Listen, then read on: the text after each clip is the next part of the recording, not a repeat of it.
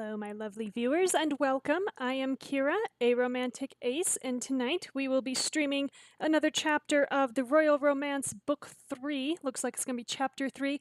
Yes, I'm sorry I didn't stream last week. Ended up having something come up at the absolute last minute where I was not home to stream.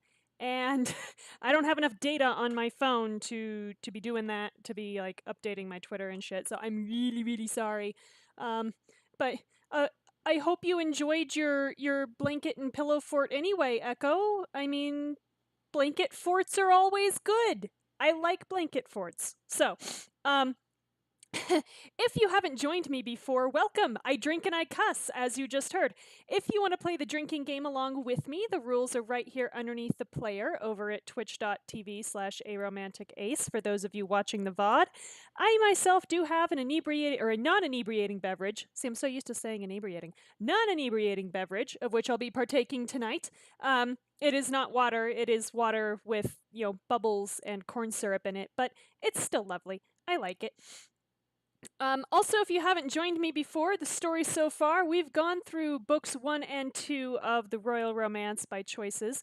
So we are playing as Kira, a New York City waitress who was trafficked to the Western European country of Cordonia after she was the waitress to the informal bachelor party of the heir apparent, Crown Prince Shamar, now King Shamar, after the events of Book 1. So we endured everything that one might expect to endure in, a typical royal social season, except that at the end of this social season, which was all of a few months, Shamar was expected to choose his bride, which seems like a little much, but and at the end of the book, an incident of sexual assault was enough to DQ us from consideration, which was also awesome. So we spent all of book 2 trying to find the guy who was responsible for that first, and then second, the guy who actually did it, so that he could issue a statement and clear our name. That all happened. So now in book 3, we have gotten engaged to the prince, finally. But literally ninjas jumped out at the end of book 2 and tried to kill us. I wish I was kidding, but I'm not. Shot Drake, our third wheel. He's alive, unfortunately. He's an available romantic love interest, so he did have contractual immortality. But although if you hadn't picked him as your love interest, would he This is interesting to me. If you didn't pick him as your love interest, if he would die as a result, that would be fun. I'm sorry, I'm morbid. Anyway, so yeah, we're about to head into chapter 3. We're just a little ways into it. Oh, but conspiracy theories are also fun, honestly, Echo. There's some good conspiracy theories out there that are just so much fun to mock, for me at least. So, but yeah, we are going to start on chapter 3. So chapter 3, our little stinger says you're on your way to Fidelia, which is Madeline's home court. Will you be able to gain the support of Madeline and her parents? Ooh, I don't know. Let's find out.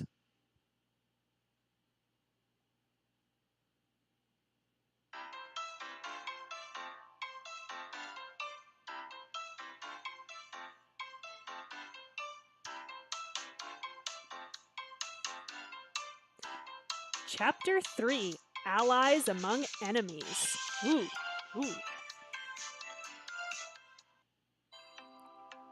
So Risa says, my favorite conspiracy theory is that Avril Lavigne was replaced.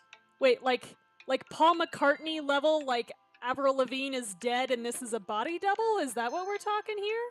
Because Paul McCartney is dead is probably my favorite conspiracy theory, I'm not gonna lie. The day after the Five Kingdoms Festival, you meet Bertrand and Maxwell in the Palace Boutique to prepare for your visit to Madeline's estate. So, remind me why we're going to a party at Madeline's estate instead of touring my fancy new duchy? This is a good question, Kira. Why are we going to a party at Madeline's estate instead of at our fancy new duchy? While I appreciate your anticipation, the Unity Tour is our top priority, as is recruiting your press secretary. We really can't find anyone else, y'all. We're going with. I'm the freaking queen to be, and we can't find me someone better than Madeline? Come on. So the Avril Lavigne conspiracy theory goes, it's like she died a decade ago, and her friend who was her body double for some events then just took over her public persona. Interesting. Interesting. Huh. That's yeah. Once in a while a conspiracy theory like that comes up about a celebrity, and it's always kind of interesting the lengths people will go to. The Paul McCartney is dead theory has like the tons and tons of quote unquote backing from the Beatles songs, right? The most famous being the back mask of Hey Jude. If you play Hey Jude backward, or not Hey Jude, Revolution Number 9, sorry. If you play Revolution Number 9 backwards, the actual phrase Revolution Number 9 famously says, turn me on, dead man. Make your own conclusions about that, but supposedly that means that Paul McCartney is dead. I mean, this like goes all the way to being Yellow Submarine is supposed to be the casket because it's beneath a sea of green. That's how far that theory stretches. It's pretty remarkable. Yeah. Anyway, we're recruiting our new press secretary, apparently. Fine. That brings me to my second question. Why do I have to ask Madeline, of all people, to be my press secretary? Oh no, Keanu Reeves is immortal. That's not a conspiracy theory. It's Keanu Reeves, Kate Blanchett, and possibly Elijah Wood. They're all vampires. No, that's not a conspiracy theory. That's just established fact. After the attack, every interaction with the press is an opportunity to stand up to our enemies and to reassure the public that Cordonia is safe. Okay. Or a chance to make things worse without proper guidance. Hey, whoa, why? Whoa, that is very hostile, Bertrand. And you're one to talk about making things worse, Mr. I took advantage of a young girl, got her pregnant, and made her feel like she was trash and couldn't tell me about the baby. Yeah, I don't like you. Why are you still here? Justin is in the hospital, so he isn't an option, as we stated in Chapter 2. But he recommended Madeline. He was always impressed with how she comported herself. Bertrand is very, very British today, I guess. I don't know what's going on. Setting aside the fact that she still holds considerable sway at court, you must admit that Madeline's handling of the press during the engagement tour was adept. Adept is a word for it. Also, lying about a deadly chocolate allergy? I'm not sure I want someone who would do that representing me to the public. Just saying. I hate to admit it, but she's pretty much the ultimate master of the spin. You got yourself an ace flag? Ooh, exciting! I'm very, very partial to our flag. I'm not gonna lie. I low-key think we have the prettiest flag. I'm sorry to all the other flags, but I just really like all the colors. I like purple, I like gray, I like black, I like white. It all works. I don't really mind my Aero flag either. The greens with it, I think, look nice, but I am very, very partial to my ace flag, yes. It was through an awkward conversation, though? Oh dear. That sounds like a story. I guess. Thinking about working with Madeline is just so weird. We can say, but I would rather have her evil powers on my side, or at least I'll get to boss her around. I don't think anyone bosses Madeline around. Honestly, I kind of envision Madeline a little bit like Regina Mills from Once Upon a Time. Yeah, you would rather have your evil powers on her side because otherwise she will rip you apart from the top down. So, but I would rather have her evil powers on my side. Ooh, the classic hero-villain team up. I do like purple, Risa. It's a lovely color. Purple is lovely. Okay? Supposedly it means community in our flag. I guess that's why they picked purple. Purple for community. So, yay! Because let's face it, just a black, white, and gray flag would have been super boring. Precisely. She's far more useful as an ally than as an enemy. Well, enemies are typically, by dint of being enemies, not useful at all, except for, like, to actually tell a story. So, Come on.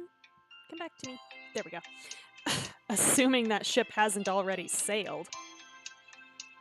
After everything, why would she agree to help me? Good question! Indeed, you'll need every advantage at your disposal to win her allegiance. I smell timed choices coming up. Which is presumably why Maxwell had me meet you in the boutique? Oh, so surprise coming out, Echo. Ooh. Okay, I can see that being awkward, but yeah.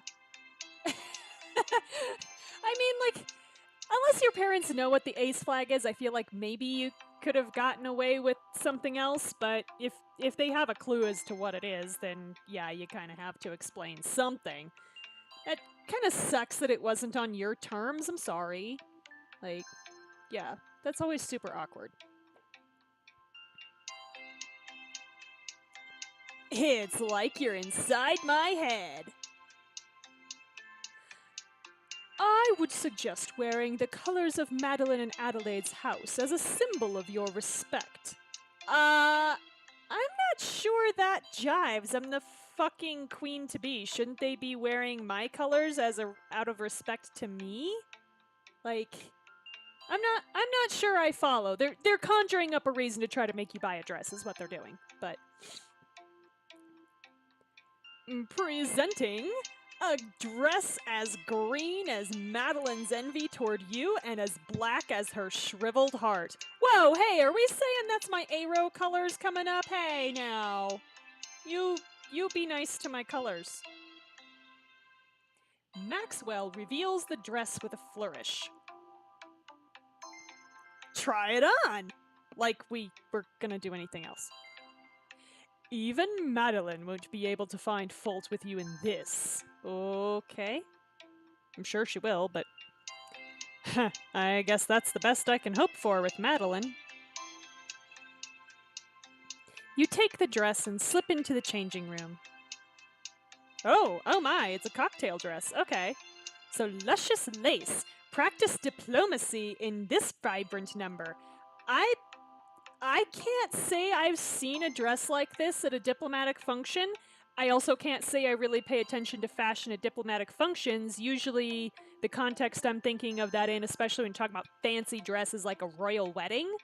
And I can just imagine what people would say if you showed up to like a British royal wedding in this. That's not quite as short as my sushi dress, but it's pushing it. It's very pretty. It's not very flattering around the bust. They really have a hard time fitting dresses around the bust to look natural, and I think that's because her waist is so tiny compared to her bust. That it just doesn't look natural. Like even when I was at a healthy weight and still had breasts, my boobs weren't that big. And if I stuffed, I don't think I was even that big. And I did stuff sometimes. But yeah, I don't know, y'all. And yeah, for 20 diamonds, no. We're gonna stick with our little black dress. She's only gonna get one color out of us. Yeah, it is. It's bordering just on the inappropriate. Like I said, I don't pay a lot of attention to what you would be wearing to a diplomatic type function like that, but at the very least it's kind of flaunting like how sexy we are in front of the woman that, you know, her fiance just left her for. Like, We're literally being like the other woman in that dress, and I'm not really here for it. Yeah, her proportions are very Barbie doll.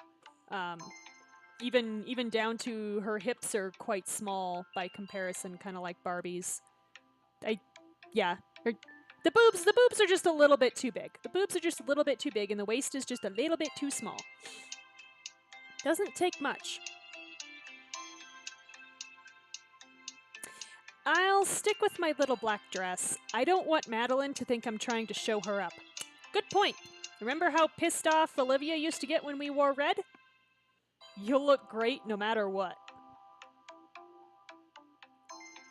Don't forget, Madeline isn't the only one you're trying to impress tonight. You'll also need to personally ensure that Adelaide agrees to attend your wedding. Adelaide likes me, okay, because we drank together and I promised her champagne. So, Adelaide likes me. I don't think I'm gonna have a problem there. I think I can handle getting Adelaide to a party.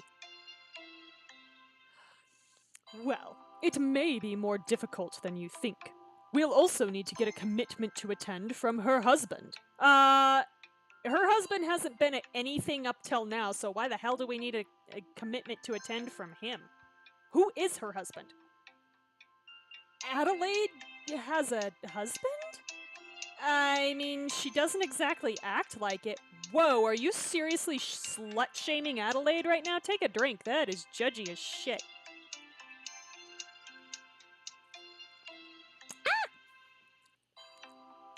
My drink is overflowing. Which should not be happening, but there it is.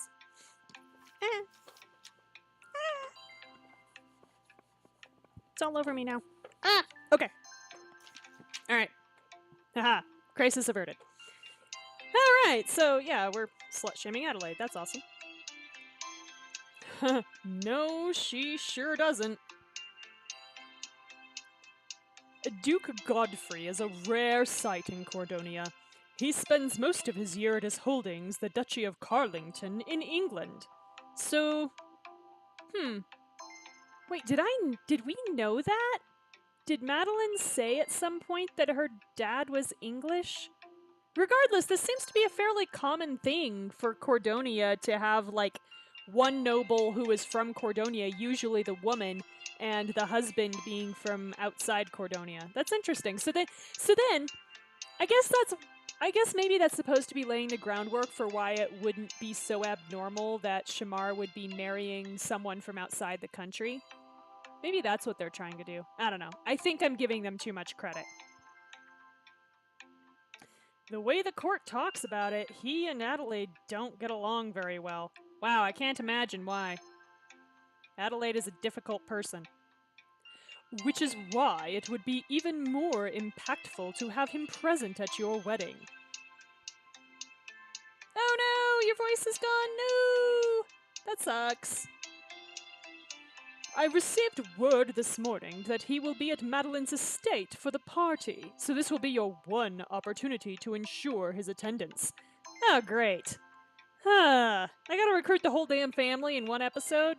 This is gonna be fun. He and Adelaide are notoriously adversarial, and I've heard whispers that things are even more tense than ever, what with the end of Madeline's engagement to Shamar. Oh yeah, because they're probably going at each other who ruined Adelaide. Like, oh god. Okay, this'll be fun. Yikes. Indeed. It occurs to me it might be prudent for you to talk to them individually and gain information. I'm sure. Perhaps you'll learn something you can use to help your cause. Uh-huh. That'll be fun too. I hope you're not talking about blackmail. He's talking about blackmail. Ha! If only. That I understand. Fuck you. No, I'm asking you to do something harder. Figure out what their grievances are with each other and help resolve them. Oh my god, you want me to be a marriage therapist? I don't fucking think so. Oh my god. Like, no. This is a really weird thing that Choices asks you to do. So they do this a lot in Endless Summer as well, I noticed, where every time there's like a couple squabble, the PC is expected to resolve it. And I'm like, when in the hell did I think of or when in the hell did I become your damn counselor? I'm supposed to be like in that game I'm supposed to be trying to survive a deserted island, but I keep thinking you're talking about some sort of juice box whenever I hear Adelaide. I mean, yeah, I think of the character from Guys and Dolls. So every time I say Adelaide, I'm thinking ever loving Adelaide, taking a chance on me. Yeah, just become a marriage counselor. You're totally qualified to do this. Absolutely. This'll be fun. Haha, no pressure or anything. Well, I think step one is going to be keeping Maxwell away from Adelaide because he's just too much of a temptation. I mean, look at him in that black button-up shirt with the collar popped, like he's looking for attention. Am I right? Am I right? You know I'm right. There most certainly is pressure. More pressure than ever, if anything. I wanna, like, stuff a cucumber in his mouth just to. Because it freaks me out. Yee. Yeah, there is a ton of counseling between the characters in Endless Summer, and I'm a little pissed off in Endless Summer that you can't, resolve one of the relationships completely. I'm salty about that because it's someone who's supposed to be a potential love interest for you, and I'm like, no, you belong with someone else. Let me put you with someone else, and it won't let me. So recruit Madeline and get Adelaide and Godfrey to go to the wedding.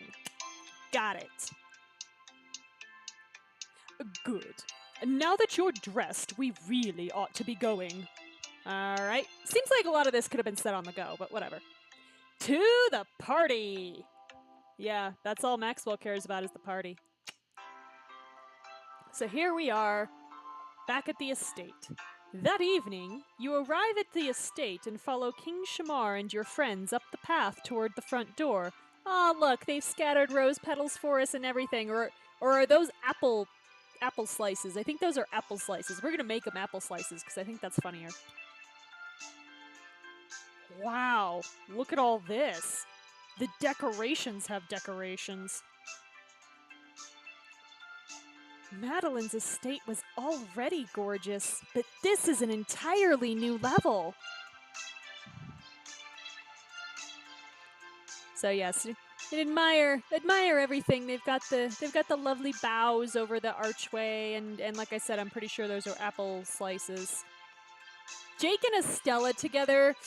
Oh, I don't know. I feel like that would have been a little too. There wouldn't be enough communication in that relationship, I think, is the problem. With Jake and Estella. No, I was shipping Sean and Michelle because like that was totally just ripe for the I'm gonna get you back together thing. No, I cried over the end of that book. I cried really hard, and I'm only a little bit ashamed. Shamar looks at you and drops back to match your pace. You look like someone who has something on her mind. Yeah, decorationception. Just thinking about tonight. I know what I'm in for with Adelaide and Madeline, but what do you know about Godfrey? Besides the fact that he's Madeline's father and that he had the courage to marry Adelaide. Aha! Not much. He's a renowned English duke, and their marriage was a political one. I've only met him a handful of times, and never in a social setting. He's a very serious man who places a high importance on titles and hates frivolity. Oh wow, so he really hates Maxwell. That's what I'm hearing. Wow. I guess we can say convincing him to come to our wedding might be harder than I thought, or that must be where Madeline gets it. And take another drink.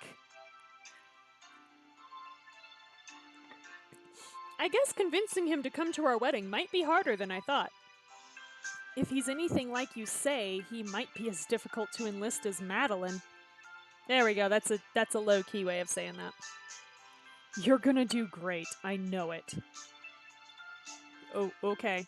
All right. I'm glad you have faith in me. Bertrand doesn't. Oh my goodness. Oh my goodness. The balloons in the fireplace, y'all. I don't know if you caught that. Once inside, you're ushered to the ballroom. As you take in the lavish decorations, you're surprised to find the room nearly vacant. Wow, it seems so empty. I was expecting a ball to have more people. Look at this! Look at this! Look at the balloons and the holy crap. My father was saying a low turnout was to be expected. Fear is still high after the assassination attempt. You mean the ninjas that jumped out of the wall during one of your official court events? Yeah, I'd be a little worried myself about that. Some of the nobility don't want to risk being seen supporting the monarchy. So this is what we're trying to avoid at our wedding. Are they trying to explode the place? I mean, helium is non-volatile. It's a noble gas, so it doesn't. You have to really work to get it to react with anything. So it'll just make a loud noise, is all it'll do. Exactly. You continue to survey the room and spot Constantine and Regina speaking to Adelaide nearby. There's so many syllables. I hope you're enjoying yourself, dear cousin. The appetizers are cold, but serviceable, though I suppose you only care about the drinks. Darling. Regina, why don't you and Constantine sit down? Dinner will be served soon, and you can be disappointed by the entrees as well. Aww. The servants go quiet as a silver-haired man enters the room and takes his place at Adelaide's side. Man, I wonder who this could be. He is stern and silent and wearing green and black. That man there, is that Duke Godfrey? We're all surprised that he's here even though it's his house. Wow, he does look serious. Yeah, but you'll win him over. You'll win all of them over. All it'll take is a little bit of that Kira magic. Yeah, dude, this ain't that kind of book. I don't have magic. I have a quick trigger finger on the timed choices. That's all I've got. One sprinkle of magic friendship dust coming right up. Alright, remember, Bertrand said to talk to them alone. Looks like you'll have to wait a bit. You notice that Madeline stands on the other side of the ballroom doors, looking disinterestedly around the room. Well, I guess I'll see if my magical friendship power can permeate Madeline's ice shield first. Dear Princess Celestia, sorry. You walk up to Madeline. Oh, Kira! Welcome back to my estate. Of course, it's an honor to host Cordonia's newest Duchess. Madeline, we can say, thank you so much for your hospitality, or it's time to bend the knee. Wow. No, let's not give her that opening. Madeline, thank you so much for your hospitality. It would have been unthinkable to refuse. Now, Since you've been officially greeted, we can put all this behind us and never speak again. Yeah, about that, Madeline. Actually, Madeline, since we have a moment alone together, I wanted to talk about an opportunity for you. Okay, we're spinning this pretty well so far. I can't imagine it would be of any interest to me. What's the post? Royal shoe shine? Oh my god. Okay, wow. Ouch. I'd like you to consider joining me on the Unity Tour as my press secretary.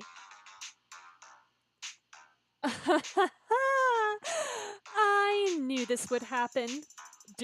Really? Did you? Little Miss Rags to Riches has come begging for help now that she's drowning in the sea of her own mistakes. Yeah, spin doctor she is. Just take a gulp. Just take a gulp. She's sneering all over the place and she's kind of still our rival. Alright. Dear Princess Celestia, today we need to do marriage counseling for some reason. This is getting quite ridiculous. Your faithful student, Kira. Yeah, pretty much. Pretty much. That's what this is turning into. Come on. Do you want to show them the next screen, please? No? Okay. Well, it's Kira again. Right. Okay. But before you decide... I've already decided. My answer is a resounding no. Alright, cool. But... Enjoy the party, darling. Okay. I'd be perfectly happy to leave it here, personally. I'd be like, yeah, well, she didn't want to do it. What am I supposed to do about it? But whatever. She struts off across the ballroom before you can say another word. Well, that could have gone better. Hannah, Drake, Bertrand, and Maxwell. Drake, by the way, who was shot in the chest and somehow isn't still in the hospital. Wasn't even in the hospital to start with. How? Hannah, Drake, Bertrand, and Maxwell stand around a cocktail table at the back of the room. You join them. Where's Shamar? He mentioned he'd be scarce tonight. Said it was important to make ample time for the few nobles who did attend. So, how'd it go with Madeline? Well, she laughed in my face without considering my offer, so why don't we just have Hannah be our press secretary? Great! Well, that reaction is no surprise. Perhaps you should focus your efforts on Lord Godfrey and Lady Adelaide for now. For appearance's sake, they will be seated together during dinner. I'll devise a way to ensure they separate after the meal. Cool. While Bertrand turns that over in his noggin, we should eat! Maxwell, always good for the food. If the person who just stole your fiancé asked you to come help on their tour to getting married, of course you would say no. Just more polite? Yeah, pretty much. Finally, something we can agree on. Leaving Bertrand to his thoughts, you all enter the buffet line and admire the spread. You have to admit, Madeline knows how to throw a party. Yeah, with balloons in the fireplace. I mean, she's evil, but she has good taste. These rolls might be the best bread I've ever tasted. Oh, wow, compliments from Madeline? We can say, you're all a bunch of turncoats and traitors! Or, her evilness probably gives her an edge in party throwing. What? What justification do we have for that second one? Her evilness probably gives her an edge in party throwing? I'm sure we mean the first one sarcastically, but I'm not actually going to choose it. I want to know what the justification is for her evilness probably gives her an edge in party throwing. I mean, think about it. Devil's food cake is one of the best kinds of cake. That's our justification? Okay. Ooh, that's true. Thank you for enabling me, Hannah. And deviled eggs are basically the ultimate party appetizer. Agree to disagree? Buffalo wings are the king of appetizers. Yeah, you would think so. I miss deviled eggs. Just like for Easter. I miss deviled eggs. But I bet you'd like buffalo wings wrapped in hell's bacon, wouldn't you?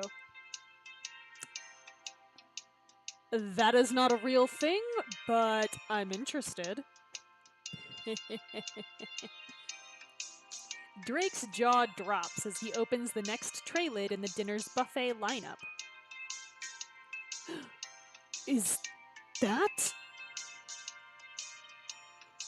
Yes, Drake. Come to the dark side. What is it, deviled eggs? Oh, we have pasta! Pasta at a noble's party. I'll be damned. Wow, we cussed a little. Wow, tea for teen. You all serve yourselves some pasta and stand in a corner to taste test it.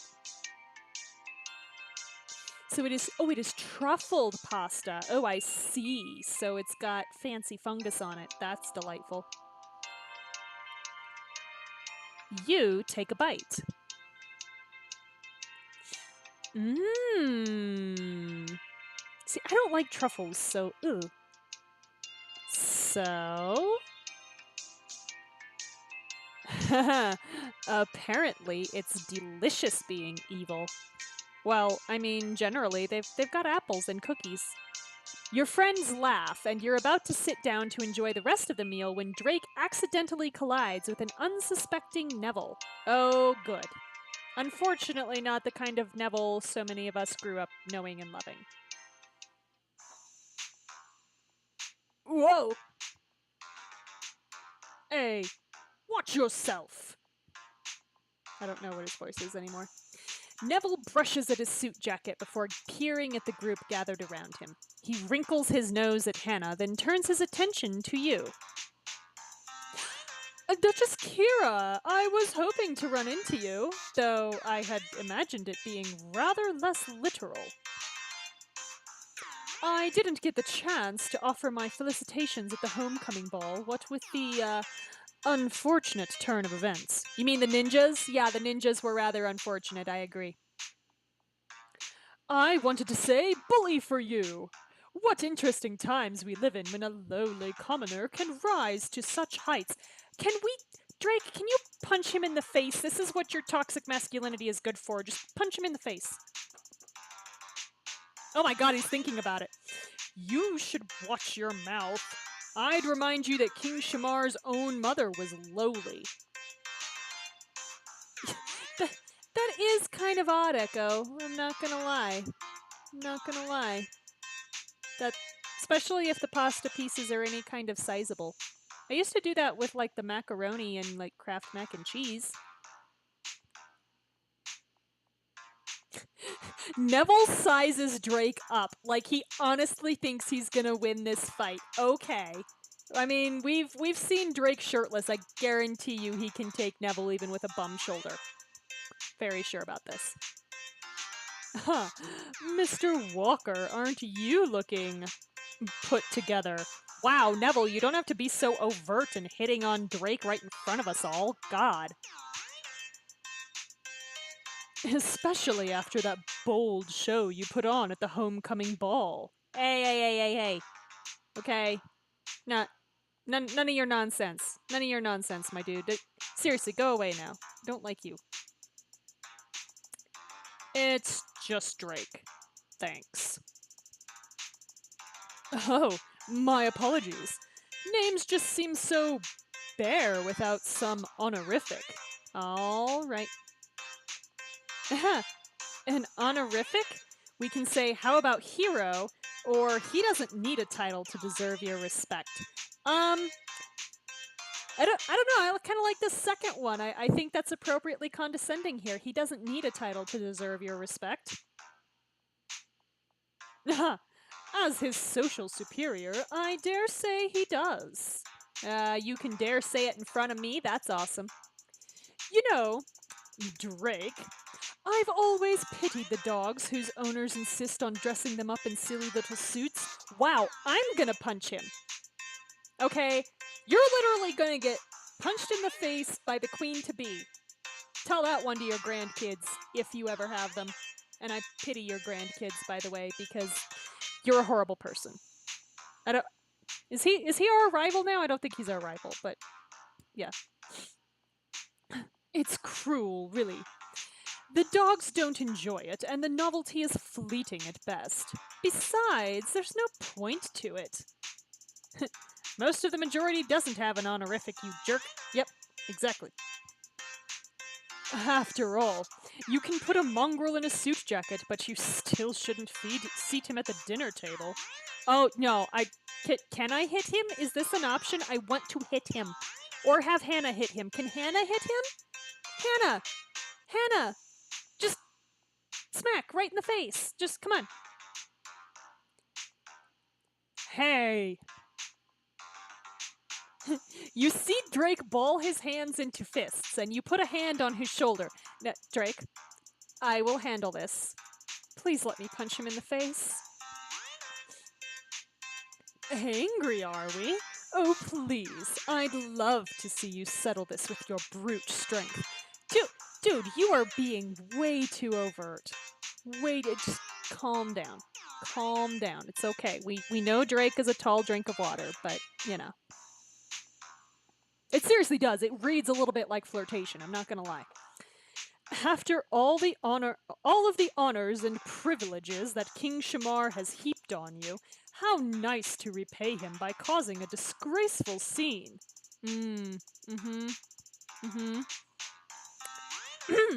Did you come over here just to insult us? Oh, heavens no! As I said, I simply wanted to offer Lady Kira my well wishes and to thank her for organizing this tour. What a perfect opportunity to call on every single eligible lady in the country. No, can I have him thrown off my tour, please? I don't want him here. I don't care how few nobles we have. I don't want him here. He creates a toxic environment, and I don't want him here. Now that I've said as much, I'll take my leave. Good. Go. And keep going. Just start walking. Just fuck off. Keep fucking off. Keep fucking off until you reach the end of the world, and then just keep fucking off forever. I told you I cuss. He bows low, though his smile is mocking, then strides away. Ugh, I can't believe I ever entertained the idea of marrying that jerk. Oh, so help me if she ends up entertaining that idea again. I'm gonna smack her. Like, gently, like. Yeah, you know, I heard he's not even planning to go to the wedding. What a jerk. What? Yeah, I overheard him saying that he's not sure he'll support Shamar, and he just wanted to go on the tour to find a wife. Yeah, he's off the tour. Like, seriously, I don't have an obligation to keep him here. Especially since he's also, like, dual citizenship type thing going on there. He was talking about Shamar giving handouts to commoners instead of honoring the nobility. Yeah, good for him. I hate to say it, but we should still try to sway him. We need everyone. No, we don't! This is part of the problem, this thing of, like, I can behave like a complete toxic asshole because I know that you need me. No, just cut him out. Show that there are consequences for that kind of behavior. Gee.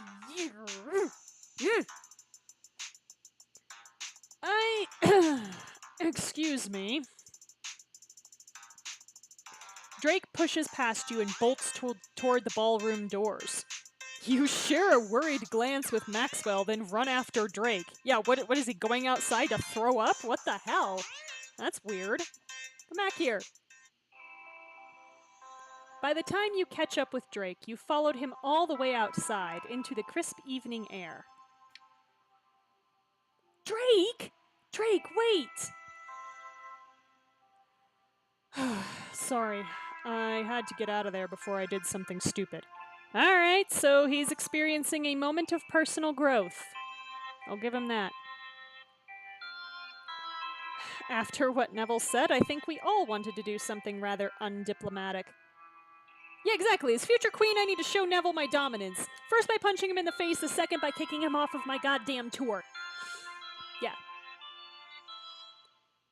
Yeah, except he's right. If I take a swing at him, it'll only be bad for Shamar. And for all of us. Yeah, well, if I take a swing at him, it's only bad for me and Shamar. Ha-ha. Ha-ha-ha. What's the courtly equivalent of a sucker punch? Kicking him off my tour. That's the courtly equivalent of a sucker punch. Knowing the right fork to use when your opponent doesn't? Yeah, or that. Mostly the kicking him off my tour part.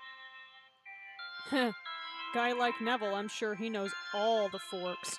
Woo, that was a little saucy. Of course, I have a dirty mind. Drake surveys the landscape thoughtfully. Actually, maybe there is something I can do tonight. Something you could help me with. Oh dear, we're being recruited for shenanigans now. Well, what is it? Hell, you're gonna make me say it, aren't you? I'm really confused as to what we're doing now. What the hell? I can't help you if I don't know what it is. It's dancing. The fancy, courtly spinning kind. I never learned how to do it, and now the Drake Walker wants to learn how to waltz? Wow, Drake Manthrax Walker wants to learn how to waltz, y'all. This is interesting. Yeah, desperate times, Roth. This is for Cordonia. What do you say? Aw, is he gonna end up wooing his new love interest with his waltzing skills? Is that what we're doing? Are we tutoring him in the ways of courtly courtly wooing? Courtly courting? I don't know. Alright, so for 16 diamonds, we can teach Drake to dance, or we can head back to the party. Let's teach him to dance. This'll be entertaining.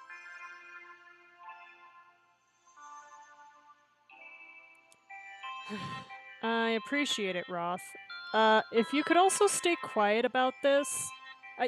Everybody's gonna find out that you know how to dance, so what the hell?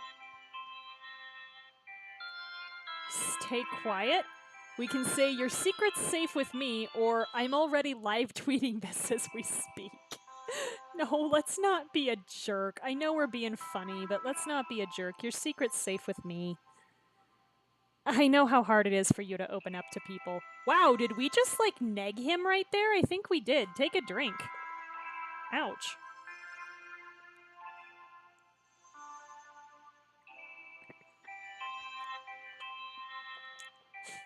Thanks. Now, let's get to work. Drake leads you into the gardens under a lovely archway covered in twinkling lights. Ooh, how atmospheric. Oh, lovely. So, dancing. Get the jokes out of your system. So I think I have so many. Drake, women equate dancing to sex. Sorry, I had to put that reference in there. All right. Drake, we can say, I think it's great you want to learn how to dance, or how much whiskey have you had? Uh, and again, let's not be a jerk. Honestly, Drake, I think it's great that you want to learn how to dance. Oh, really? Absolutely. I'm all for expanding horizons and stepping out of your comfort zone. It's basically the theme of my story. I'll take that over an avalanche of jokes. So, what made you want to try dancing in particular? Well, we are at a ball. I hear dancing's a part of that. Don't tell me Drake Walker suddenly cares about looking good in front of the nobility. No, I'm willing to bet he only cares about looking good in front of one of the nobility, and it's not us. I need all the drinks if you're ever gonna catch me dancing. Yeah, I used to dance, but I danced on stage. I didn't social dance. I have to have alcohol before I will social dance, yeah. Something like that. Yeah, we know who you've got your eye on, Drake. It's not Neville either. I'm pretty sure I know. You can't let Neville get to you. It's not just Neville. I never really fit in at court, even though I'd been here my entire life. Yeah, maybe because you actively tried not to fit in at court, Drake. Could that be why? It's never mattered before the assassin struck. Yes, ninjas jumping out of walls immediately make it important that you fit in at court, I guess. If we're fighting for Shamar, for Cordonia, then I need the nobles to see me as something more than the king's commoner friend. Uh-huh. Yeah, not just one noble in particular, boy? No? Okay. Shamar needs all the support he can get right now, and that means I've got to step it up. Alright, you're trying to be noble. Literally, I guess. Yeah, Risa will dance all day, every day. This is true. I dance in the middle of Target, you know. I'll dance like Happy Food Dance, and that's kind of about it. Shed your inhibitions and join the constant dance party. No. He turns to you, his eyes meeting yours. I want to be an asset, Roth. I want to be someone. Aww. He doesn't think he's anyone. If you have free drinks, I will gladly join.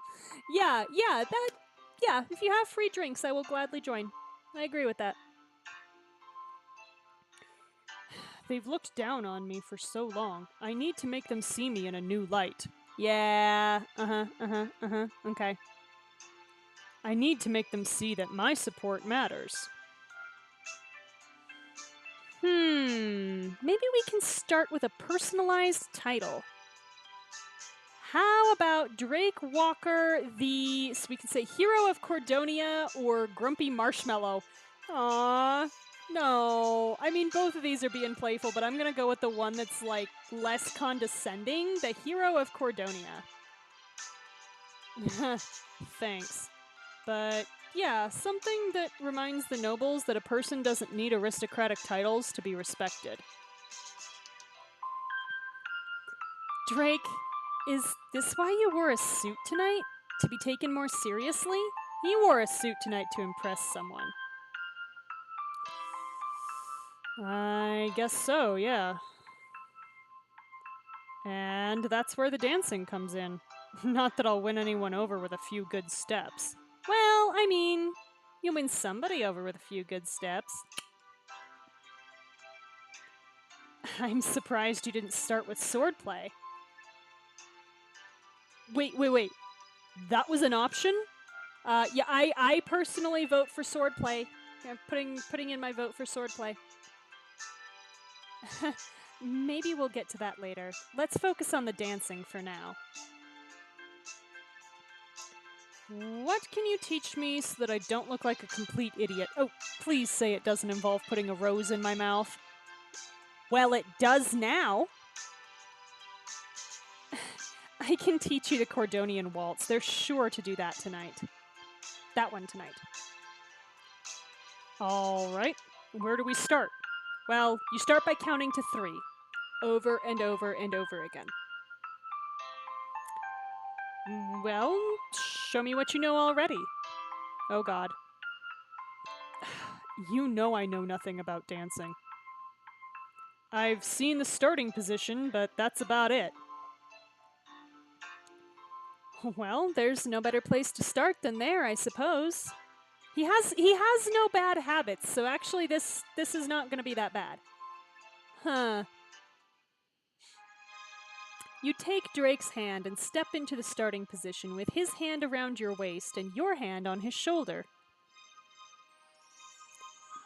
Now, box step with me. You and Drake step back and forth in unison. As you increase the tempo, Drake struggles to keep up, clumsily stomping his feet. No, dude, balls of the feet. Balls of the feet. Don't. Be careful with the heels. You gotta... Until you know how to use the heels, you should probably just stay on the balls of your feet. And you also have to do that, like, up-down thing, which is hard to get. Waltzes are hard. Like, honestly. I'm just imagining Drake doing those sexy salsa dances with a rose. Oh, God. Salsa would actually be a lot easier. Salsa is fairly quick to pick up. Tango, which is usually the one that has the rose in your mouth. Tango isn't... It depends on what kind of tango you want to do. If you want to do Argentine tango, that's really tricky because you've got a lot of lifts in Argentine tango, and you have to be really, really confident in your movements, especially if you're going to lead. Salsa is really not that hard to just pick up the basic step. If you want to mix in other steps with it, cha-cha is also pretty easy. Samba can go die. Samba is hard. It took me 2 years to figure out the samba bounce because I could not figure it out. I finally figured it out, like I said, after about 2 years. And Paso Doble isn't that hard for like the basic stuff, but Paso Doble also gets into some pretty heavy like lifts, or not lifts, but like hold positions. If you have a dance that's in hold and you have a confident leader, that helps a lot. But since Drake's expected to be the leader, that means that dances done in hold are going to be a lot harder for him. Salsa would be a lot easier for him. Sorry, that's my nerdy dance rant, I guess. This is harder than I expected. Well, that's why you've never learned to do it, presumably. Well, it'd help if you didn't stomp around like a rhino with cement boots. You have to glide. Drake gives you an even stare. Just imagine that the ground is covered in, so we can say eggs or lava. Lava is going to encourage him to pick his feet up, so I'm going to go with eggs. Be light and delicate, or else you'll break them.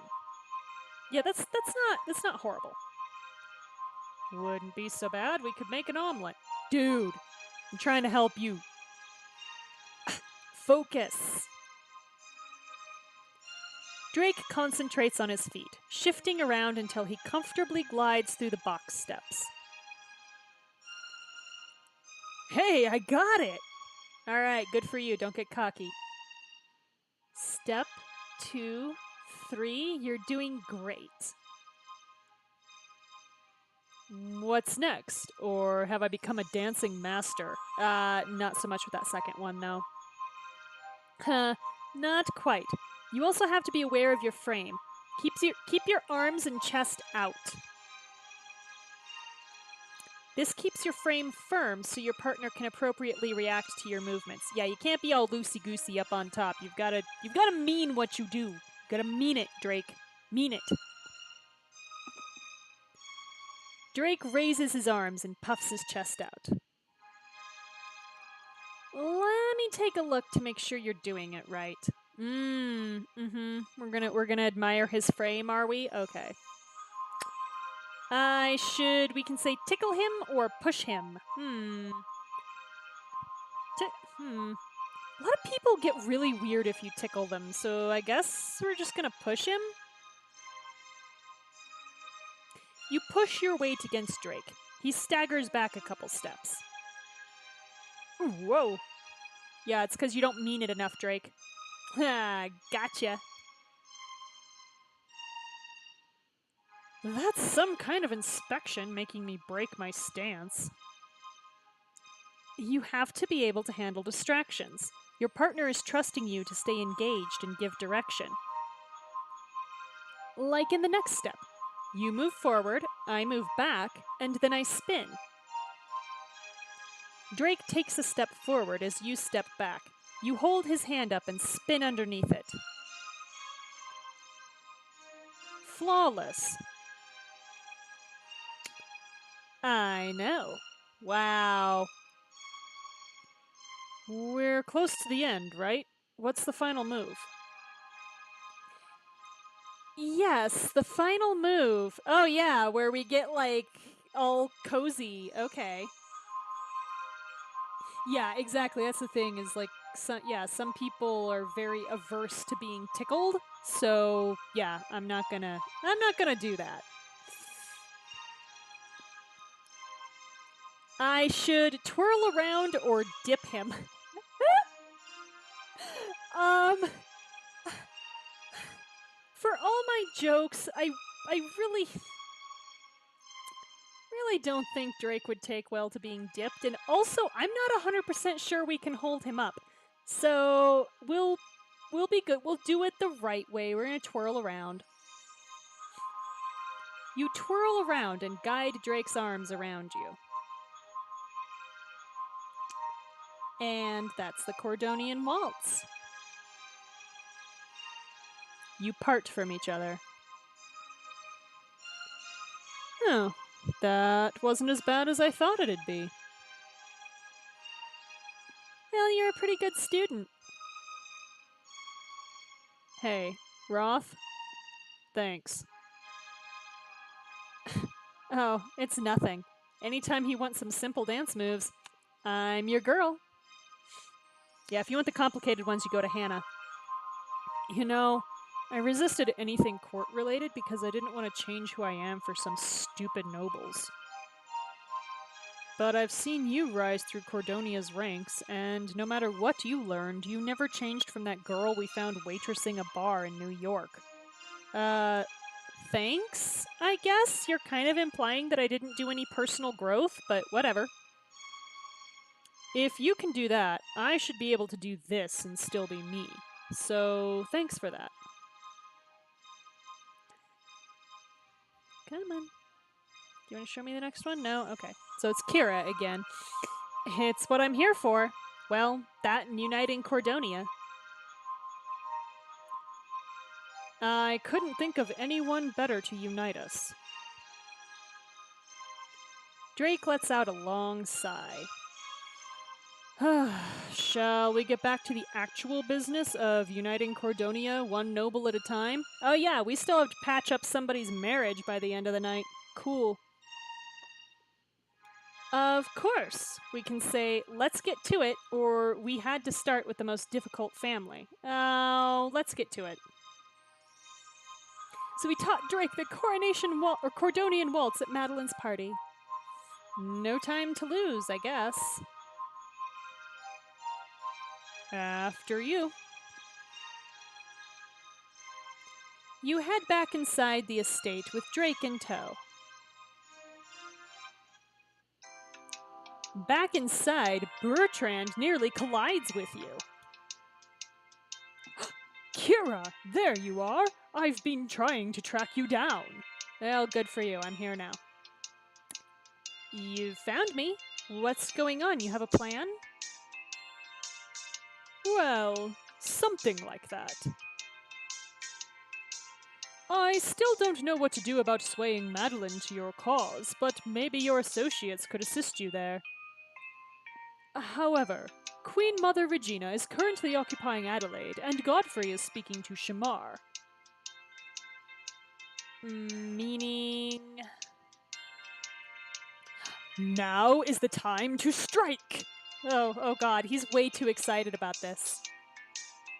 Alright, I'll see what I can do. Glancing around the room, you see Adelaide speaking with Regina near the fireplace. Meanwhile, Godfrey and Shamar sip from glasses of deep amber liquid by the ballroom entrance. Who do you talk to first? So we have Godfrey or Adelaide. I think I'm going to go with Godfrey. He's the wild card. I kind of know what to do with Adelaide, but... Alright, starting with Godfrey. You cautiously edge your way toward Godfrey and Shamar. This is an excellent choice of scotch. I've never tasted such a perfect blend of smoky and floral before. Yes, I had a case imported from my duchy. It was the only way to find anything worth drinking in this country. Alright. Shamar smiles as you approach. Yeah, there he is, all smiling. Hello, Shamar. Duke Krona... Duke Carlington. Yeah, we probably should have asked for a refresher on his name there. Good job, Kira. Oh, of course. So, I don't know, maybe if we'd have talked to Adelaide first, we'd have learned that? I don't know. Duke Carlington, I was hoping I could have a moment of your time. In that case, I'll excuse myself. No, Shamar, stay. You're my safety net. Come back! Come back! Shamar gives you an encouraging smile before leaving you alone with Godfrey. This is not a good idea. Please don't. So this is the woman behind Cordonia's downfall. Wow, fuck you too, I guess. It's, Kira, is it? Uh-huh. Well, we can say that's Duchess Kira, actually, or, yep, I like to keep things casual. Now remember, he's very into formality, so we better prompt him with our title. That's Duchess Kira, actually. Indeed. You've surprised me, Duchess Kira. I didn't expect you to appreciate the value of your title. I take my new title very seriously, and I have a serious matter to discuss with you. I'd like to formally invite you to my upcoming wedding. A verbal invitation? How unconventional. I wanted to ask in person to make sure you know how important it is that you attend. As you're probably aware, these are tumultuous times in Cordonia. Your presence would go a long way in showing both our citizens and our enemies that we remain strong. I appreciate the situation that you're in, but I won't be attending. Okay. Is this because, so we can say Shamar broke off the engagement with Madeline, you hate Cordonia, or you're afraid of Adelaide? Okay, you hate Cordonia is obviously the wrong answer. Is this because Shamar broke off the engagement with Madeline? I don't, or because you're afraid of Adelaide. We're supposed to kind of be marriage therapists here. It's the only reason I'm leaning toward you're afraid of Adelaide. Because,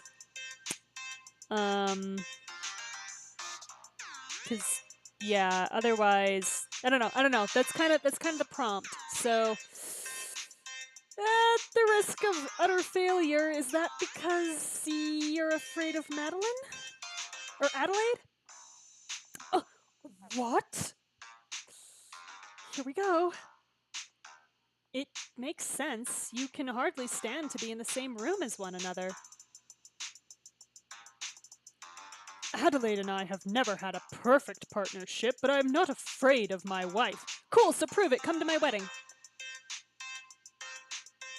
At worst, I'm bewildered by her behavior, especially regarding our daughter and her failures. Now, if that's all you have to say, I'll be retiring from this unpleasant conversation. Good night, Lady Kira.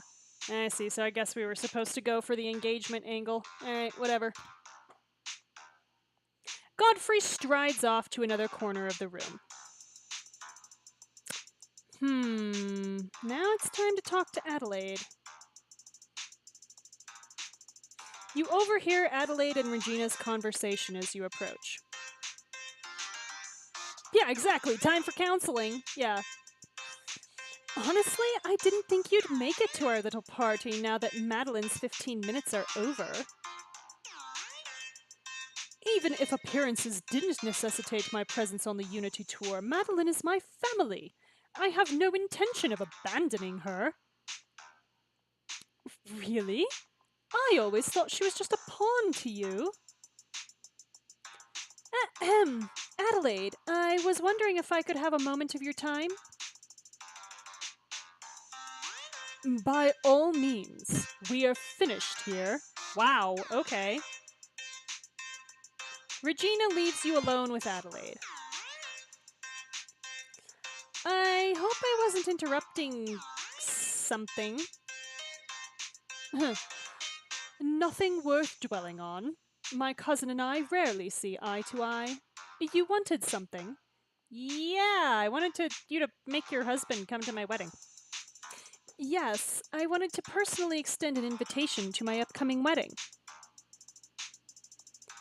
Thank you for the offer, but I have to decline. Why not? Apparently your husband ain't coming, so you might as well show up. As though the disgrace of attending a formal wedding alone weren't enough to deter me. Things are simply too fraught in my house to prioritize something like that. You know, the most important social event of the year. You know, it's fine. I just won't be going.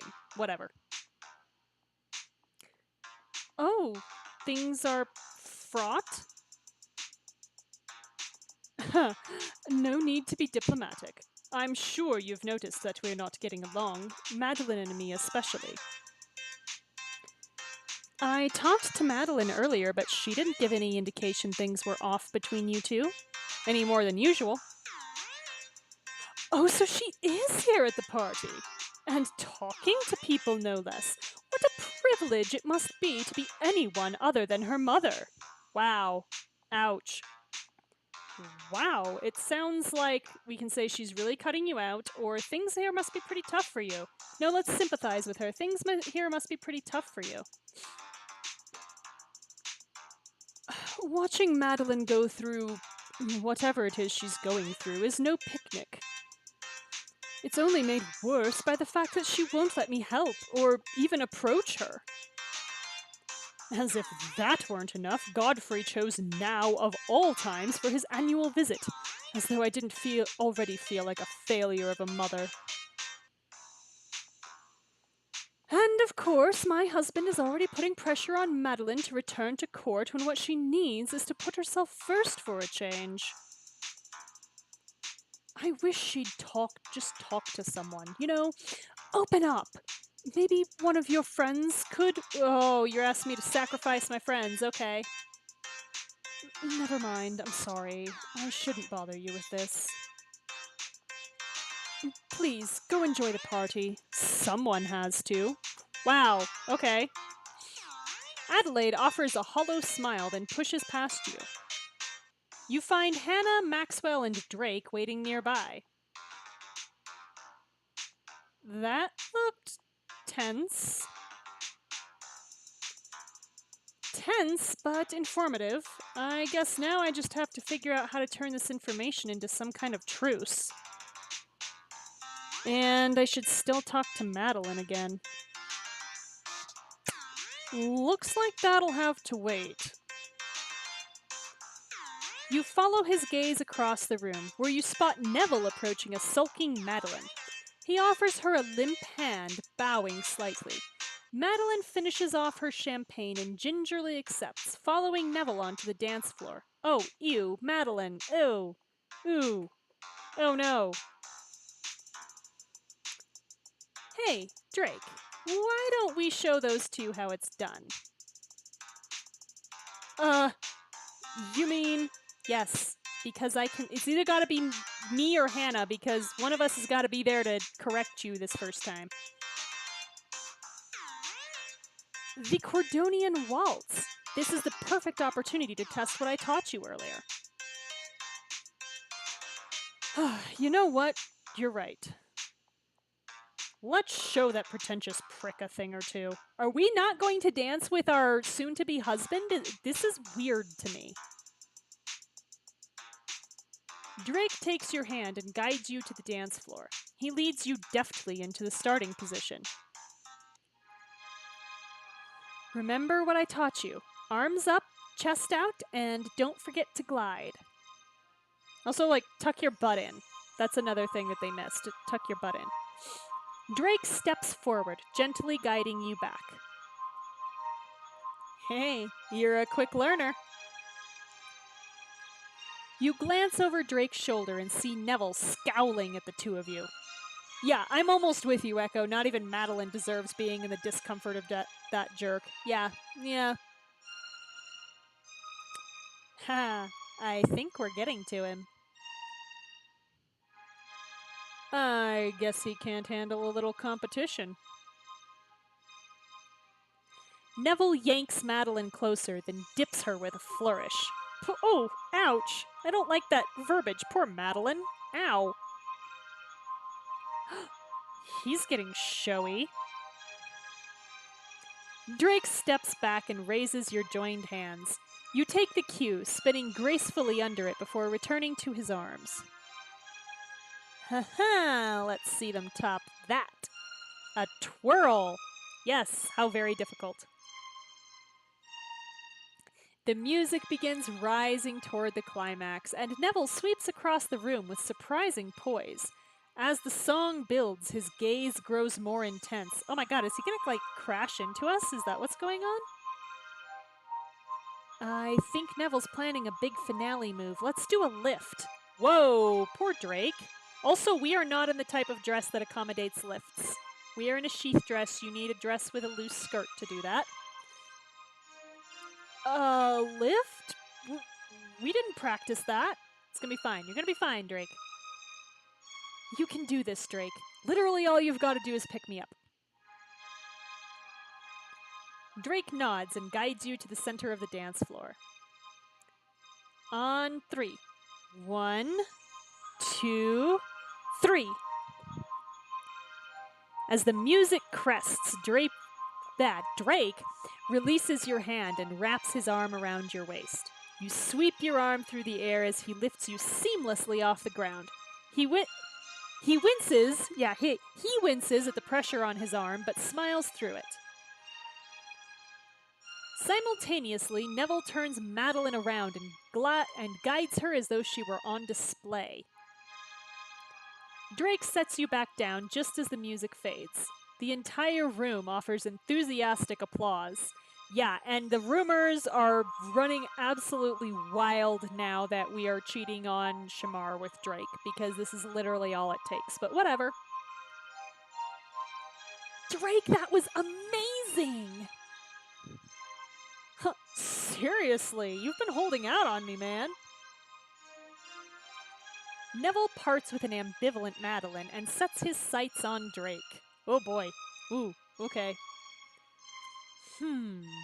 Perhaps your well-bred companions are finally rubbing off on you. Yeah, fuck you. But don't think you're one of us just because you managed not to trip over your own limbs. Okay. Alright. Do you know what I think? We can say, you're threatened by Drake, or you've forgotten who Drake's friends are. Ooh. Okay. I feel like the second one's a little bit smarter because it asserts our dominance a bit. The first one probably hits closer to home, but... It is a little journey to the past, isn't it? Just a little bit. Yeah. Yeah, a little bit.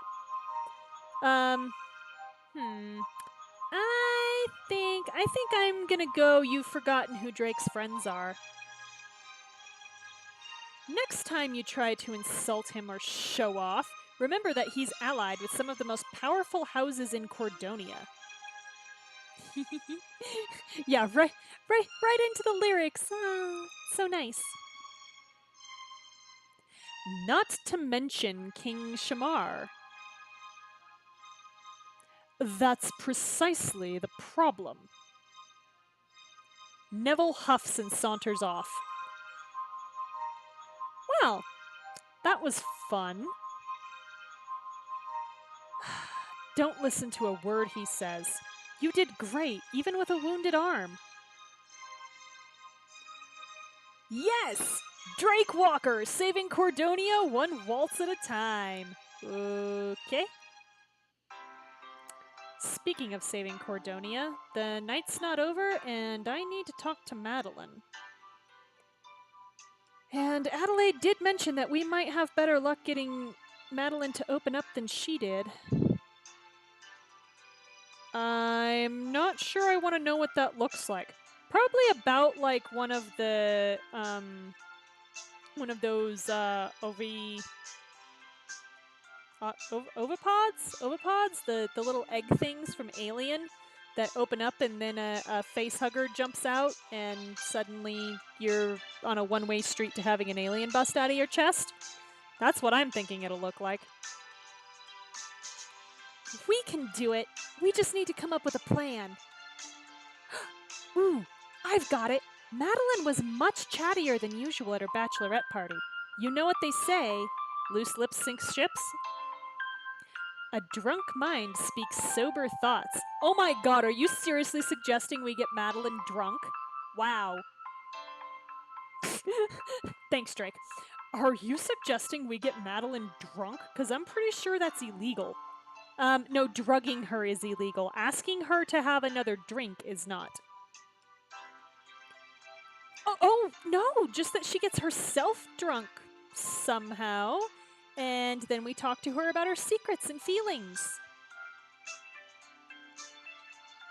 Wait, I know what this calls for. Drinking game! Oh yes, Madeline participating in a drinking game, like that's gonna happen. Ooh, I'll even make my famous drink, the Pineapple Paradise Punch. It's been a staple at Beaumont Bashes since time immemorial. Okay. That does sound super fun. But who's gonna convince Madeline to play? And how? I think it should be so we can do Drake, Maxwell, or Hannah. Not Drake. I don't think Madeline will respond to Drake. It's gotta be Maxwell or Hannah. This is a toss-up. Because Hannah is a little bit disgraced at the moment, but is very, very diplomatic. Whereas Maxwell is coming from a better social position, but isn't as diplomatic. Ooh.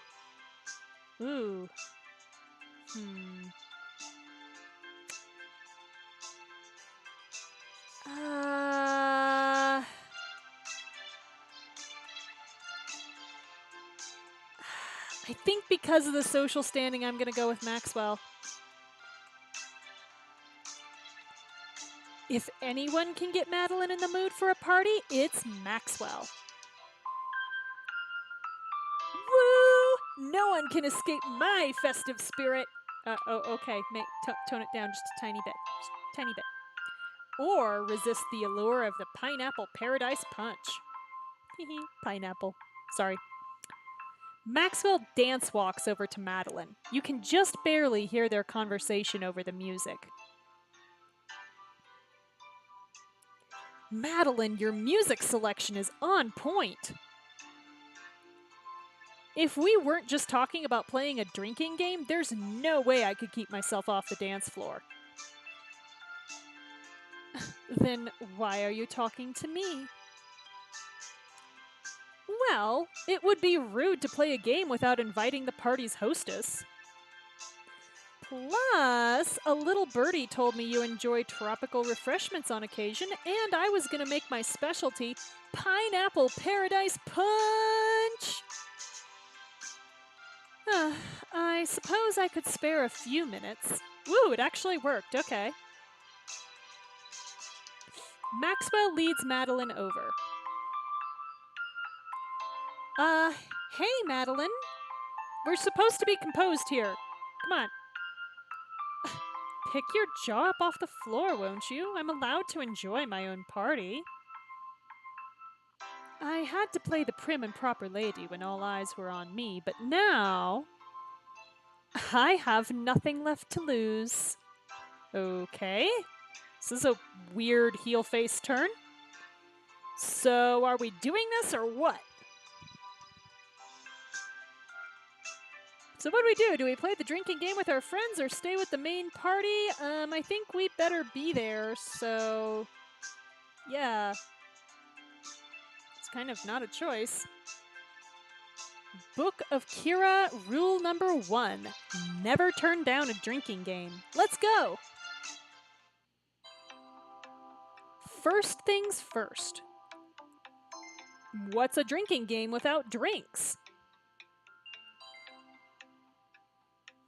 Maxwell disappears through a side door for a few minutes and comes out carefully balancing 2 trays laden with tropical-looking beverages. Okay, so this is the Pineapple Paradise Punch, I guess, with 2 straws for some reason. You accept the drink and take a sip. It's a delicious mixture of fruity and tangy. Wow, Maxwell, this is really good. Is it the dangerous kind of good that's going to put us on the floor in a couple minutes? Probably.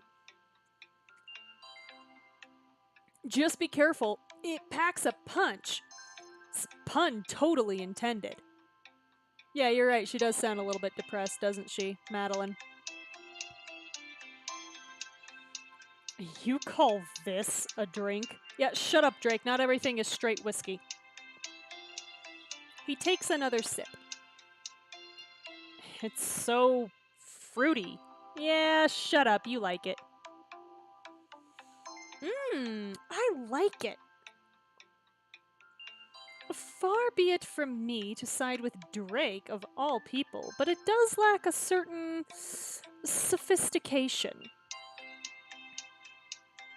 Who said a drinking game cocktail had to be sophisticated? Right, can we get started? I'm gonna need more alcohol to handle Madeline agreeing with me. To the fire pit! Oh God, okay. This is escalating quickly. Maxwell leads you outside and through the garden. Soon you arrive at the fire pit. Everyone takes a seat around the crackling fire, drinks in hand. All right, who here has played Cordonia's Mask before? Or Cordonia's Most, I guess. What Cordonian hasn't played it? She shoots you a glare. Wow, ouch. Oh, that's right. Some of us aren't Cordonian at all. I haven't played. Of course, I've studied the rules extensively, so I'm well versed in the theory. There's theory? It's basically a voting game. On your turn, you get to ask a question starting with who is Cordonia's most? Okay. So you could say, who is Cordonia's most uptight duke? Huh, Bertrand. No contest. Right. Only when you're voting, the answer has to be someone playing the game. So when do you drink? Whoever gets the most votes has to drink. Then the next person in the circle gets to ask a question. Sounds fun. So we can say, how do you win, or are you all ready to lose? I guess we better ask, how do you win? How do you win? Well, if everyone's drinking and having fun, we're all winners. We can't all be winners. That's not how winning works. The loser is basically the one who ends up on the floor first, like any drinking game.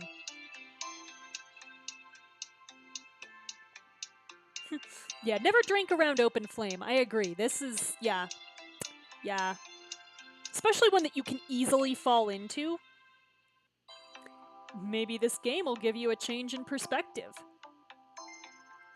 No winners. Got it. I'll start. Who is Cordonia's most annoying American commoner? I vote for Kira. Sorry, but I have to give this one to Drake. Hey, I'm only half American. And I'm not a commoner anymore. Still counts. I'm with Maxwell. It's definitely Drake. I'm Drake. I don't like nice food or clothes. I'd use whiskey instead of cologne, but I wouldn't want to waste the whiskey. Wow, Hannah! Damn, get him, girl! Alright. Ha, you sound just like him. Come on, it's easily Kira. You can't be that plucky and not be at least a little annoying. Are you not allowed to vote for yourself? I feel like that's probably a rule. You probably can't vote for yourself. I guess we know who Drake's voting for. That just leaves Kira herself. So we can vote for ourselves. Do we vote for us or do we vote for Drake? Sorry, Drake, but I think we have to vote for you by dint of we are not a commoner anymore. So, sorry, Drake. I just don't fit the criteria, and Hannah's impression was pretty spot on. Ha! You're lucky there were qualifiers. If it was just Cordonia's most annoying, you'd be a shoo-in, Maxwell. Bottoms up, Drake. Drake rolls his eyes as he takes a long draw from his drink. Maxwell, you're up. Yep, and my question is, who's Cordonia's most likely to be the first casualty in a zombie apocalypse? Oh, that's definitely Maxwell. Ooh, that's a hard one. Yeah, it's not Hannah. Even Maxwell agrees. It's not Hannah. She'd probably turn out to be a secret zombie-slaying warrior. I'm still convinced she's an assassin. Well, I bet Madeline would forge a new civilization from the ashes through cunning and determination. Are you sure she's not leading through fear and violence in this hypothetical? Wow, Drake. Ouch. Yeah, Madeline is not pleased by this, surprisingly enough. You may not like her, Drake, but you have to admit that Madeline knows how to charm a crowd. That confidence and poise is something that I always admired. I think zombie apocalypse survivors would too. I don't know what my visor is doing tonight, but whatever. Great, so I get to be queen of a wasteland. What a dream come true. She takes a long sip from her drink. I think Drake would die first. We can say he would realize there's no more whiskey and lose the will to live, or he'd go down in a heroic sacrifice, saving the rest of the group. I don't know. Let's puff him up a little bit here. He'd go down in a heroic sacrifice, saving the rest of the group. Hey, I'll take it. How noble. And he does have a history of selfless acts. You've convinced me, Kira. I'm gonna make Drake drink again. Oh my goodness. A foolhardy grand gesture does sound about right. All right, Drake has my vote. We're gonna put him on the floor. 3 is a majority. Drink, Drake. All right. As Drake drinks, Madeline empties her own cocktail, noisily sucking up air with the last drops. Oh, honey. It's a night, isn't it? Oof. Whoops, looks like I need a refill. You know you're only supposed to drink when you get votes, right? Who are you, the rules police? I thought this was a game about drinking, and now you're telling me not to? I'll, go grab refills for everyone. You're gonna need some extra hands for that, trust me. If this was me and my friends, we'd end up changing the rules and soon everyone would have to drink. Yeah, pretty much. Drake and Maxwell take off toward the estate, flagging down a server near the doors. So, Madeline... Don't bother trying to turn this into a bonding moment. I'm far too cold and closed off for that sort of thing. Just ask my mother. Wow, okay. Alright. We're just trying to help. We can see how hard things are for you right now. Madeline, you may not believe me, but I really do know how disappointing it is to fall short of your goals, especially if you're not used to it. Oh, you don't think I'm used to failure? That I didn't have to work to get so close to the top? Unlike you, I didn't just stumble into success. I had to learn through trial and error. I'm sure Kira didn't mean no, but we were insensitive anyway, so... You know, in boarding school, I ran for class president every year. Do you know when I finally won? Senior year. And don't think that my father didn't remind me what that failure meant each time I lost. Absolutely nothing because it's, you know, primary school. Like, come on. Jesus. Yet each time I dusted myself off because there was another campaign to run. My mother brought me sign-making materials and we would get to work on the next year's slogan. All those failures were supposed to be worthwhile, as long as they gave me the tools to become queen and finally make a difference. Now there is no next campaign, and my mother wants me to smile and have fun while my country is under attack and I'm powerless to stop it. So be my PR manager. You know, Madeline, we can say your life isn't over just because you won't be queen, or people might be more receptive to you if you were a bit nicer. Wow, tone police much? How about not? Your life isn't over just because you won't be queen. I had my dreams snatched away from me. Twice. Forgive me mourning them. You say that being queen is a means to an end, right? To help Cordonia? If you still want that, all you really need is a new means. Yeah, there are plenty of other ways to make a difference. If this line of conversation is a play to get me to agree to being your press secretary, try again. Or, better yet, don't. I'm still not interested. You've made that pretty clear by now. That's because I don't need to add you to the list of people telling me what to do or who to be. I deal with enough of that more than enough of that, between my father and my mother, each wanting the exact opposite future for me. With those two, I'm damned if I do and damned if I don't. Either way, I'm disappointing someone. Not that they bother asking me what I want. Oh, Madeline, that sounds awful. Huh, save your pity for someone who cares. You hear footsteps behind you and turn to see Drake and Maxwell approaching, arms laden with fresh pineapple cocktails. As soon as they're within arm's reach, Madeline eagerly grabs one and starts sipping. Now that everyone's refueled, where were we?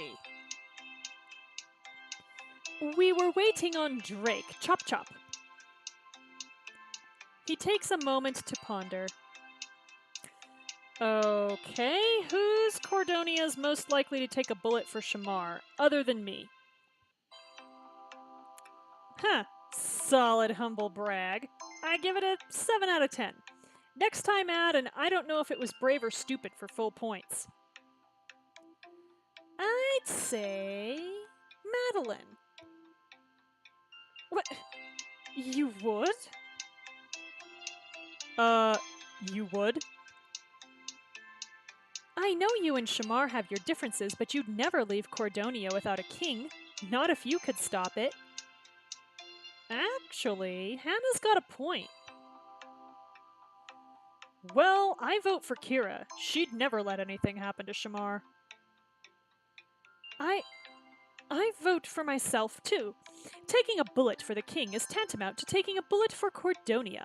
It's more than a life for a life. Well, I guess that's settled then. Drink. Madeline slurps her drink with a smile. Kira, you're next. Ooh, I should have been thinking of a question. I guess I'll ask, who is Cordonia's most, we can say, likely to be a secret government spy, talented dancer, or likely to star in a viral video? I think I'm gonna go with likely to star in a viral video. Seeing as how Kira is the only one here who is the subject of an actual viral phenomenon, I have to vote for her. Madeline actually has a point. Hey! Well, not so much about the pictures, but you are on camera more than anyone else. Huh. Touché. Hell, I'll join that bandwagon. Makes sense. Oh my god. Well, I guess all's fair in love and drinking games. You sip your pineapple punch. Okay, Hannah, you're up. Last question. Oh yeah, no, Maxwell's totally the next on the list for being a viral video star. Definitely. I've got one. Who is Cordonia's most likely to talk to animals? That might be Maxwell again. Ooh, it's Hannah. She's practically a Disney princess already. She's stupidly sweet and perfect. And here we thought you hated her. Wait, did I say that out loud? Madeline giggles into her drink. Oh yeah, she's a little drunky pants by now. If anyone's a Disney princess, it's Kira with her literal Cinderella story. I'm gonna vote for myself, mostly because that would be an awesome power. To be clear, Hannah never said they'd talk back. Aww. Kira, what do you think? So we can vote for ourselves, Hannah, or Maxwell. I'm gonna go with Hannah. Yeah, Hannah Madeline ship, here it comes. Ooh. Yeah, probably. Madeline's right. She's basically a Disney princess already. Well, a bird did land on my hand once while I was singing. Holy shit. Okay, yep. Alright. That is adorable. Yeah, I think that settles it. Hannah wins this one. Well, that's game. Alright, so we played a drinking game with our friends at Madeline's estate. Yay! Hey, that was really fun. Thanks for teaching me to play, Maxwell. This has been fun. Though, I think it was mostly the alcohol, not the company. Thanks? She tips her drink upside down, but only the straw falls out. Since the alcohol is gone, I think I'll get back to my party. I'm sure the other two guests need to be entertained. Madeline begins cheerfully wobbling her way back to the estate on her own. Oh, oh dear, I think somebody should go with her and make sure she doesn't tip head first into a hedgerow or something. Yeah, we should probably head back too. When you arrive back at the main party, Madeline marches off to her parents. Within moments, you can hear the three of them talking heatedly. Good night, Echo. Have a good sleep. You know what, Godfrey? Screw decorum. You act like you care about Madeline's future, but it's clear that you feel nothing but contempt for your family. Will you please keep your voice down? I thought this party couldn't get more disastrous. And you, are you drunk? Oh no. Oh, it's like listening to a train wreck. But this is good. Kira, this could be your chance to help them resolve their family drama and get them to the wedding. Go, go, go! Whoa, no, this is not the place for me, y'all. What the hell? Oh my god, okay, I guess we're going. He pushes you in their direction, and you approach the fuming family with caution. Excuse me, I couldn't help but overhear. Of course you couldn't. This is a private family matter, and your input is far from welcome. But perhaps I could help. The plot demands that I help. Please let me help. Duchess Kira, your reputation as a meddlesome imp certainly precedes you. I think some outside intervention would be good for us. It's pointless to try to stop her. Kira always gets her way in the end. Goddamn right I do. So I've gathered. Adelaide, let's start with you. You want to talk it out, so lead by example. All right, that seems fair. It seems like you're upset because Madeline won't relax and talk to you. She's always been closed off. Well, Adelaide, we can say you can't make Madeline into someone she's not. It's not Madeline's fault you raised her this way. Or maybe you could learn from Regina and be more stoic. Yeah, I know, right? I am the queen to be. Don't fucking talk to me like that. Period. End of story. All right. We know that Madeline was having problems with people trying to tell her what to do. So, Adelaide, you can't make Madeline into someone she's not. If you want her to open up to you, it has to be on her terms. And if she needs some time to process things before talking to you, you have to accept that instead of trying to force her before she's ready. It just brings me so much pain to see my daughter like this and not be able to help. I get that, but this isn't about you and your needs. It's about Madeline. I just want to mourn my dreams without being told I should laugh it off. I didn't realize it sounded like that. I'm sorry. All right, we got a harmony point. Sure. You just need to see that Madeline copes differently, and that's okay. Adelaide, when Madeline didn't win class president, you were there for her with sign-making supplies. You recognized that what would really make Madeline feel better is taking action. You comforted her on her own terms, which is exactly what she needs now. It would be nice not to feel so alone in all this. Oh, Madeline, you're not alone. All right, another harmony point. That's what family is supposed to be for.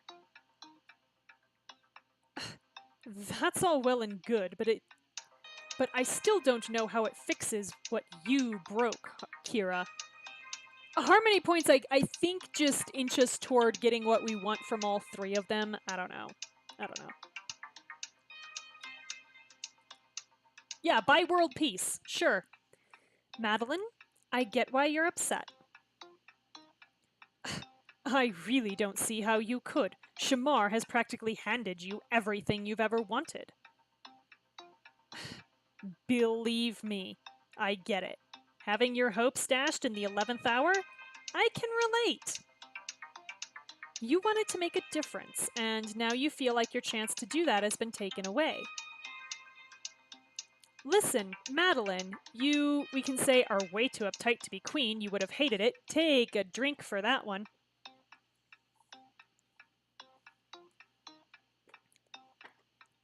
Can find success as my press secretary, which is a little too opportunistic, or have to take care of yourself if you want to help other people. That one's the right answer. Self-care. I see how hard you work and how much you care. But you're not your best self when you're stressed all the time or when you lose sight of the reason you wanted the crown to begin with. You've told me it wasn't for personal gain, so what was it all for? For my people. It was always for Cordonia. Right. And how can you take care of them if you're not taking care of yourself? I suppose that makes a certain kind of sense. Exactly. That's what I've been trying to tell you, Madeline. Well, then why didn't you just say it instead of trying to get me to drink or watch romantic comedies? Yeah, their voices are completely gone. I'm sorry, y'all. You're right. I should have. See, that wasn't so hard. Another harmony point. Yay. Oh, your advice is for Madeline to take care of herself? Yes, that's exactly what the advice is. I'm sure the best kings and queens accomplished great things by taking a bubble bath and sipping Chardonnay. Probably once in a while, yeah. Life is more than a series of accomplishments, Godfrey. Duke Carlington. It's reasonable to be disappointed that Madeline isn't going to be queen. I didn't raise my daughter to be second best. All right. But you shouldn't be disappointed in her, Duke. We can say your daughter is a force to be reckoned with.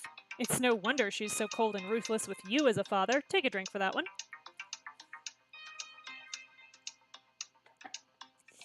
Or you should be disappointed in her circumstances. Wow, that sounds bad too. So we're going to go with your daughter is a force to be reckoned with.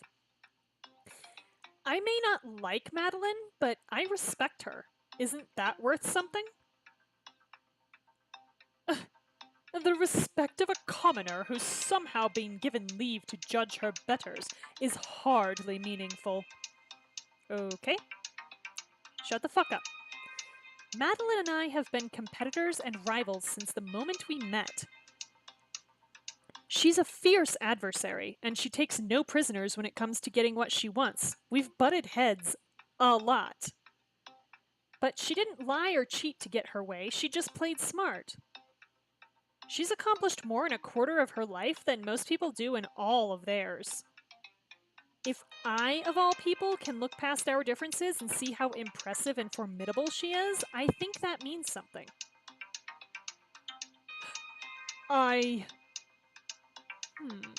You have a point.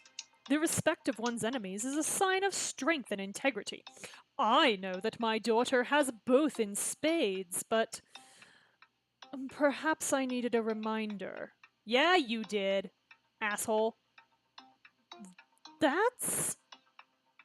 I appreciate you saying that, Father.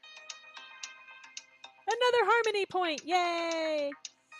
Sometimes saying it aloud is all it takes. Families are supposed to face both successes and failures as a unit. That's the whole point. Adelaide turns to Godfrey and Madeline. I know this hasn't all played out quite like either of you would have preferred. but I think we are better off with everything out in the open. Godfrey, you and I have managed to parent through our differences for years, and Madeline needs us behind her now more than ever. And you might spend less time arguing over how to do that if you actually listened to me. I suppose that is for the best. Adelaide turns back to you. We still have a lot to work on as a family, but this has been a particularly rough patch, and your advice was surprisingly poignant. Indeed, if this conversation is any indication of your conflict resolution skills, perhaps King Shamar wasn't completely misguided in elevating you. Yeah, fuck you too, Godfrey. Your meddling helped Madeline and her family reconcile. Yay! I like to think I wasn't his biggest mistake. You were asking me earlier about attending your wedding. I think we may be able to make it after all. All right! Adelaide and Godfrey will attend your wedding, I guess. I'll make sure the bar is well stocked for you. You turn to leave, but only manage a couple of paces before Madeline catches up to you. Kira, wait. What you were saying back there. I'm loath to admit it, but I have lost sight of what's important. In the interest of helping Cordonia, I'll join you as your press secretary. Wow, you're drunk and maybe shouldn't be making this decision right now, Madeline. Under one condition. Condition, huh? We can say, I guess it wouldn't be a deal with the devil if you didn't have terms, which is, take a drink.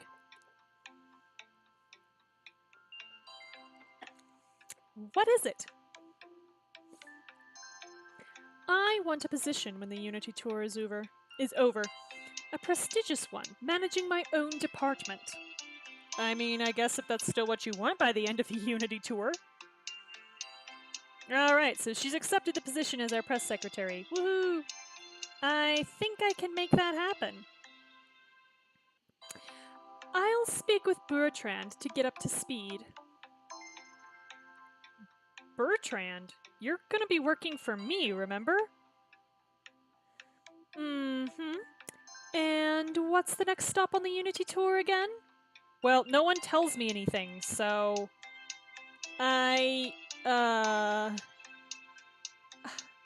That's what I thought. Ta! She turns on her heel and sachets off into the party. Wow, so we've got sauntering and sashaying. There's a lot of dancing going on. Maxwell takes her place. So that went... Awesome! You kicked their family drama in the butt! Oh, okay. I kinda did, didn't I?